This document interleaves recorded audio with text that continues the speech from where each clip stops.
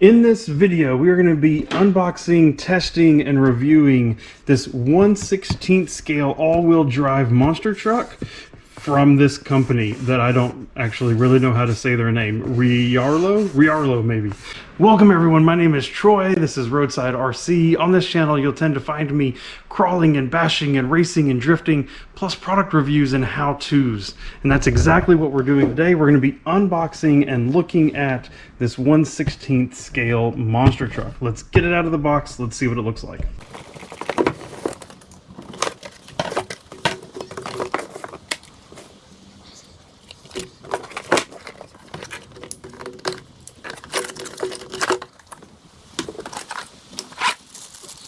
And this is what you get in the box. A pretty cool looking truck, if I'm honest with you. It has some themes of a bigger truck that we really love and have here on the channel. So really, I don't know, kind of fun looking, honestly. Comes with a huge spare 1500 milliamp battery, the charger, screwdriver, wrench. You can see here the controller and what the controller looks like. Kind of a fun controller. It is not the standard controller that we tend to get with some of these budget model RCs. For my hand, I do have slightly big hands for it. It feels a little small, but I am guessing for the average user it will feel right at home. When you look at the manual, actually looking pretty nice in the manual. Lots of detailed instructions about how to use the truck, how to turn it on, how to drive it. Most importantly, very, very important, spare parts, exploded diagrams, all that kind of thing. So if you do need to work on it, you have some guideline for what the part is, what the part number is, if you need to buy it, so you can find it to purchase, plus the exploded diagrams to give you some idea of how to get to the part that you're trying to fix. So taking the body off, this is actually pretty cool. First time I've ever seen this on a small scale RC like this. It has the very familiar, I'm not going to name the brand, latch mechanism back here. So you can actually just unopen the latch, the whole truck slides off. It has clips front and rear. There's no body clips for you to lose. And look, we must have lights up here because I'm seeing wires coming in. Looks like I have lights in the back and lights in the front of the body. It looks like you can unplug them from here if you want to get them out of the way, but we'll just set the body right over here. Look, full chassis setup there inside, skids, so you're not going to tear up the body. You have the plastic skids and everything for it. Really, I kind of like that. On the inside here, what we're looking at, look, we have inner fenders to help protect and keep dust and dirt out. We have it comes with two, so one in here plus another one on the other side. These are lithium ion 1500 milliamp batteries. Nice, again, clipless system here for holding the battery in. That's pretty sweet. I am happy that this comes with a Dean's plug. That way I can actually use all the batteries that I already have for my vehicles.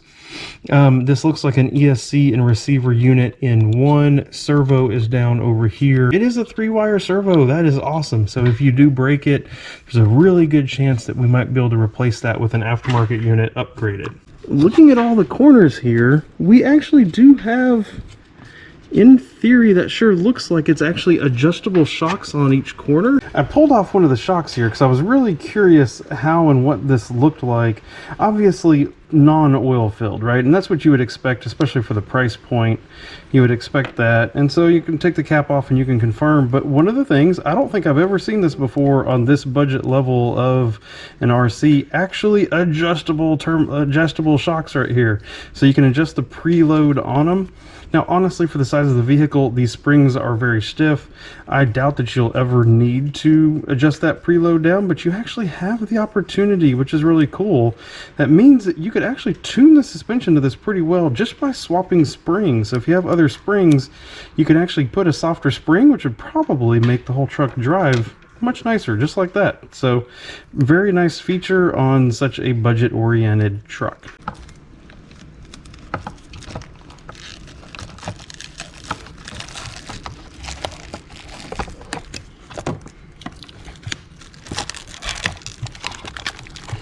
Alright, so they left the plastic on the body, which I support, but then they put the plastic pieces on top of the plastic, so when you go to pull it off, you can't actually get it all off because it goes around there, and you end up with little bits and bobs stuck out. So that, I'm not going to take this whole cage off and unscrew this whole thing just to get rid of it. So that's probably, it's kind of like we need one or the other, right? Either have the plastic cage and already take the plastic off, or don't put the plastic cage on yet, or something. Yeah, or put the plastic on over the cage, or something. That's kind of a mess. Looking underneath the truck, again, we're seeing some similarities. We kind of have the raised diff area here, shallower part in the center. Very, very big, thick control arms, both top and bottom. I mean, those things are looking very beefy. It does, however, appear, I'm seeing diff out drives, I'm seeing drive shafts are all plastic. So we will definitely have to watch that and see, are those going to withstand the driving that we have, or are those going to break? That's a potential weak spot, so we're going to have to watch that as we drive. It does have a nice wheelie bar here in the back. If we can get it up and we can do wheelies with this thing, I am going to be impressed. So we are going to give that a shot. All right, I'm going to get batteries in it. I'm going to get these batteries charging. Going to get batteries in the controller. We're going to go out and give it a test run. Check that out, battery in. I have lights in the bumper. I have lights up top. And then I flipped it around here and I was like, wait, my lights back here aren't working. Well, guess what? They're triggered off the reverse and the brake switch. So that's how you get those on. That is trick. I love it. Controller looks good. Got it powered on just 3 AA's. You do have throttle trim, steering rate, steering trim, plus reversing if you need to of throttle and steering. Let's get out and give this thing a shot.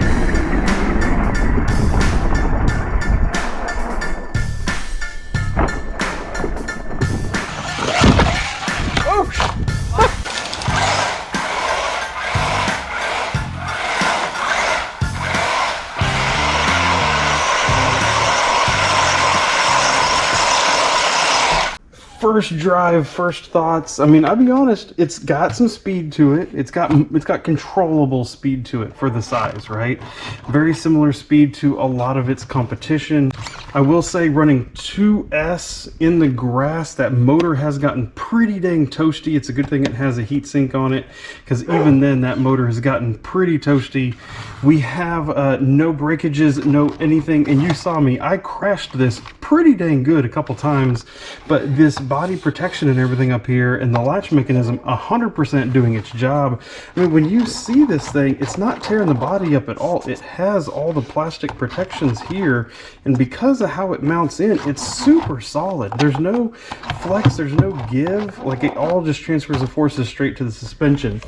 I will say that while driving it around, the wheelbase seems a little short compared to the body. It seems like this rear wheel needs to be back just a little bit, right? And it seems a little tall for the size of the tires. I actually looked around to see what tires I have in the house to see if there was anything I could put on that was just a little bit taller. But then I came to realize that really what it needs is the truck just needs to sit right about there. It's just too tall. It just doesn't look quite right, in my opinion. It needs to sit down just a little bit. I may actually come in here and snip a couple coils out of the springs just to help it sit down just that little bit. Or, you know, there's some other way to figure out how to actually lower the truck. It just looks better like that. You can't tell me I'm wrong. It looks better like that. It just looks better compared to sitting up as high. We could get it to do wheelies. We got it back to the wheelie bar a couple times. It didn't want to do one from a dead stop, just nailing the gas. I had to roll backwards a little bit and then nail it, and the truck would come up and take off, so that was fun. We've run the whole battery now, full all the way down to low voltage cutoff. Probably got in that, I'd say, I don't know, 15-20 minute runtime on one battery, one 1500 milliamp battery. So that's pretty good, honestly. No issues with durability at all. It bounced, I crashed, it just kept coming back for more. This is that sweet spot of vehicles where they don't weigh enough and they don't go fast enough to really hurt themselves. You can basically do almost anything you want to it and they just bounce back and keep going. So it's really, really, really quite fun. This does have some features that some other vehicles don't have. You know, it has the lights, it has the backup brake light, you know, it has the interlocking body so you don't have to worry about body clips. I even let my son try it because with my other vehicles that have that kind of technology, sometimes he has trouble getting it on. He got it on first try without any kind of issue, and fortunately the body never popped off, which is sometimes also an issue. I crashed and the body stayed on the whole time, so they've done it right. They've done a good job getting that body on there. The only thing at this point that I'm just a little bit concerned about is the overall heat of the motor. After having run it around in the grass, and this not long grass right now, still wintertime here in Tennessee where I'm driving it, the grass is pretty much dead, and that motor has come back really, really hot. So I'm a little bit concerned about the longevity of that brushed motor in there, but nothing at this point saying that it's going to give up. And of course you can always upgrade or put a different motor in there if it does go bad.